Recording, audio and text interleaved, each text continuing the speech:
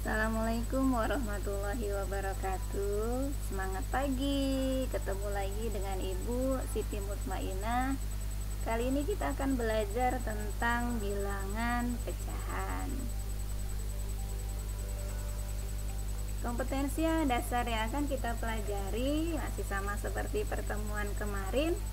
Yang pertama, menjelaskan dan menentukan urutan pada bilangan bulat dan pecahan, kemudian menyelesaikan masalah sehari-hari yang berkaitan dengan urutan beberapa bilangan bulat dan pecahan. Tujuan kita hari ini fokus untuk bilangan pecahan.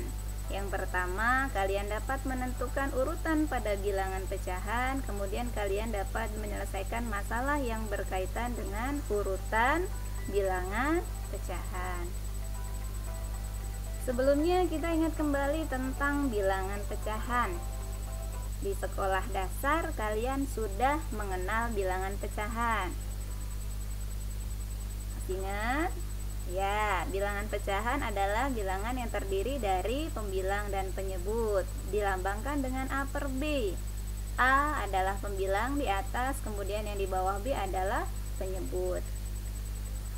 Misalnya, ini ada beberapa blok pecahan. Yang hijau ini adalah satu bulat ya. Kemudian yang merah dibagi dua, maka satu bagian adalah 1/2. Yang kuning dibagi 3, satu bagiannya adalah 1/3, sampai ke yang purple. Satu lingkaran dibagi menjadi 12, maka satu bagiannya menjadi 1/12. Kalau digambarkan dengan garis bilangan, ini contohnya. Pecahan itu ada banyak sekali, nak. Antara 0 dan 1 itu ada banyak sekali tak terhingga bilangan pecahan. Sebagai contoh, kalau antara 0 dan 1 dibagi menjadi 10 bagian, maka di sini ada 10 bilangan pecahan. 1 bisa dilambangkan juga menjadi 10/10. Ada 1/10, 2/10, 3/10, dan seterusnya. Kemudian jenis-jenis pecahan. Di SD juga kalian sudah mengenal jenis-jenis pecahan. Ingat apa saja? Ya, yang pertama adalah pecahan biasa. Pecahan biasa dinyatakan dengan A per B, dengan pembilangnya lebih kecil daripada penyebut. Yang kedua adalah pecahan campuran. Ya, pecahan campuran adalah pecahan yang pembilangnya lebih besar daripada penyebut. Contohnya 5/3. Yang di atas lebih besar daripada yang di bawah. Ini bisa diubah menjadi pecahan campuran. 5 dibagi 3, 1, sisa 2, maka 1 2/3. Kemudian untuk mengubah pecahan campuran menjadi biasa, masih ingat? Ya, betul. Jadi dikalikan dulu bilangan bulat dengan penyebut, 2 kali 5, kemudian ditambah 1, hasilnya 11.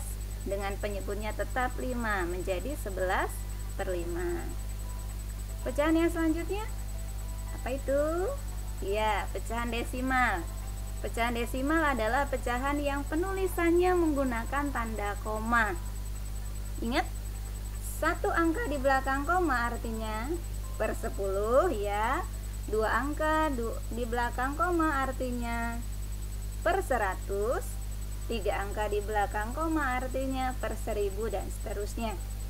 Contoh 0,3 kalau diubah menjadi bentuk desimal adalah 3/10. Nah, untuk mengubah pecahan biasa ke desimal, kalian tinggal membagi pembilang dengan penyebut. Jadi 1/4 menjadi 0,25. Yang selanjutnya apa? Iya, pecahan persen. Pecahan persen artinya /100, lambangnya seperti ini, nak.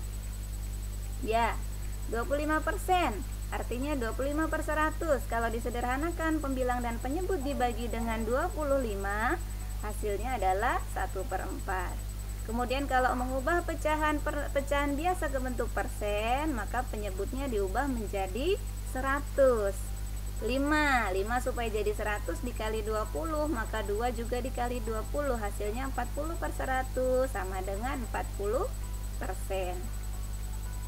Yang kelima, ada yang tahu pecahan apa namanya? Iya, pecahan per mil. Pecahan per mil adalah pecahan yang menggunakan lambang per mil. Nah, lambangnya seperti ini, artinya per 1000. Sama seperti persen, per mil artinya bawahnya per 1000. 200%, artinya 200 per 1000. Kalau diubah menjadi bentuk pecahan biasa disederhanakan, dibagi 200 menjadi 1/5. Mengubah ke pecahan per mil juga sama, penyebutnya diubah menjadi 1000. Nah, sebelum mengurutkan, kita ingat kembali tentang membandingkan pecahan. Di SD juga sudah ya? Iya. Membandingkan pecahan, kita ingat lagi tanda pertidaksamaan. Yang atas ini adalah tanda kurang dari, artinya lebih kecil dari. Yang bawah artinya lebih dari atau lebih besar dari. Nah, untuk membandingkan pecahan, jika penyebutnya sama, yang dibandingkan adalah pembilangnya. Contohnya 2/5 dengan 4/5. Pembilangnya yang sebelah kiri adalah 2, yang sebelah kanan adalah 4.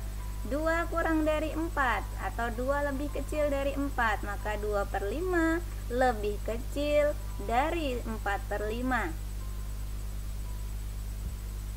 Nah, jika pembilangnya sama, maka yang dibandingkan adalah penyebutnya. Contoh, 3/5 dengan 3/7. Kalian bayangkan 3 kue untuk 5 orang dengan 3 kue untuk 7 orang. Berarti bagian yang lebih banyak adalah kalau 3 kue itu dibagi untuk 5 orang. Iya, pinter. Selanjutnya, kalau pembilang dan penyebutnya tidak sama. Ya, samakan dulu penyebutnya. 5 dan 4. KPK-nya adalah 20. Kalau kalian lupa KPK, kalian cari bilangan yang bisa dibagi 5 dan juga bisa dibagi 4, yaitu 20. Kalau pembilangnya sudah berubah, maka penyebutnya juga harus diubah. Bagaimana cara mengubahnya? Ya, 20 dibagi 5, 4 dikali 2 hasilnya 8. 20 dibagi 4 hasilnya 5 dikali 3 sama dengan 15. Karena 8 lebih kecil dari 15 atau 8 kurang dari 15, maka 2/5 kurang dari 3/4. Nah, bagaimana kalau kalian kesulitan menentukan KPK atau kalian kesulitan menentukan bilangan yang bisa dibagi dengan 2 penyebut itu? Nah, kalian bisa pakai cara lain, dengan cara mengalihkan pembilang dan penyebut secara silang. Ya, ingat, silang. Jadi pembilang di atas kalian kalikan dengan penyebut yang di bawah. 2 kali 4 hasilnya 8. Taruh sebelah kiri kalau pembilangnya di kiri. Kemudian 3 kali 5 kalau pembilangnya sebelah kanan, maka hasilnya di sebelah kanan. 8 kurang dari 15. Jadi 2/5 kurang dari 3/4. Ya, kita ke tujuan yang pertama tadi, kita adalah mengurutkan pecahan. Nah, untuk mengurutkan pecahan sama seperti membandingkan. Kalau penyebutnya sudah sama, maka yang kita bandingkan adalah yang kita urutkan adalah pembilangnya. Pembilang yang lebih kecil nilainya lebih kecil, pembilang yang lebih besar nilainya juga lebih besar. Contoh, urutan bilangan pecahan 9/11, 5/11, 8/11, 2/11 dari kecil ke besar. Mudah ya? Ya, urutan yang pertama dari kecil adalah 2/11, kemudian 5/11, 8/11, dan 9/11. Bagaimana kalau penyebutnya tidak sama? Ya, sama seperti membandingkan, kita samakan dulu penyebutnya. Misal, urutan bilangan pecahan 5/6, 1/2, 3/4, dan 2/3 dari kecil ke besar. Kita samakan dulu penyebutnya. KPK dari 6, 2, 4, dan 3 adalah 12. Atau bilangan yang bisa dibagi dengan 6, 2, 4, dan 3 adalah 12. Maka penyebutnya kita ganti, kita ubah menjadi 12. Kalau penyebutnya sudah diubah, maka pembilangnya juga harus diubah. Caranya sama seperti tadi. 12 dibagi 6 hasilnya 2 dikali 5. Seterusnya sampai ke yang terakhir, 12 dibagi 3, 4 dikali 2 hasilnya 8. Nah, untuk mengurutkan kita lihat di pembilangnya. Pembilangnya yang paling kecil adalah 6. 6 ini punya 1/2, berarti yang pertama adalah 1/2. Kemudian sesudahnya 8/12. 8/12 punya 2/3. Kemudian 9/12 punya 3/4, dan terakhir adalah 10/12 punya 5/6. Bisa ya? Kemudian kalau kalian nanti mendapatkan soal yang penyebutnya kalian susah untuk menentukan KPK-nya, kalian bingung untuk menentukan KPK-nya, kalian jangan bingung. Jadi ada cara lain untuk mengurutkan pecahan, yaitu dengan mengubahnya ke bentuk desimal. Nah, contoh urutan bilangan 3/7, 2/5, 1/8, dan 5/9. Kalian bisa tentukan KPK-nya berapa? Gak lama ya, gak sulit ya.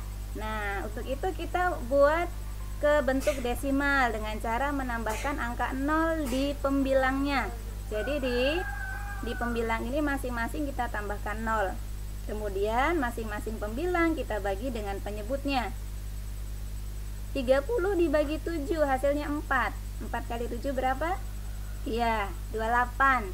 Sisa 2, maka ini ditambahkan tanda tambah, artinya ada sisa. Kemudian yang kedua, 20 bagi 5 hasilnya 4.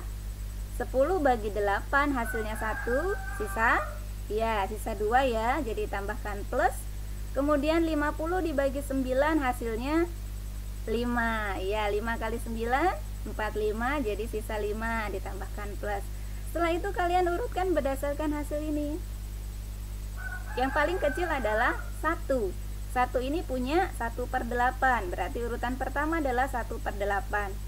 4 dengan 4 plus, lebih kecil 4, punya 2/5, jadi urutan selanjutnya 2/5. Kemudian 4 plus itu punya 3/7, yang terakhir 5 plus punya 5/9. Mudah kan? Ya. Terus bagaimana kalau pecahannya desimal? Ingat, pecahan desimal itu artinya ada per 10, per 100, per 1000, dan seterusnya, tergantung dengan angka di belakang koma. Misal, urutan bilangan 0,5, 0,72, 0,283, 0,19 dari kecil ke besar. Nah, untuk itu kalian perlu menyamakan berapa angka di belakang koma supaya kalian tidak bingung nanti mengurutkannya. Di belakang koma yang paling banyak adalah 3, maka kita ubah dulu menjadi 3 angka di belakang koma dengan cara tambahkan 0 saja. Ya. Kemudian untuk membandingkannya, kita lihat di belakang koma yang pertama. Yang paling kecil adalah 0,1.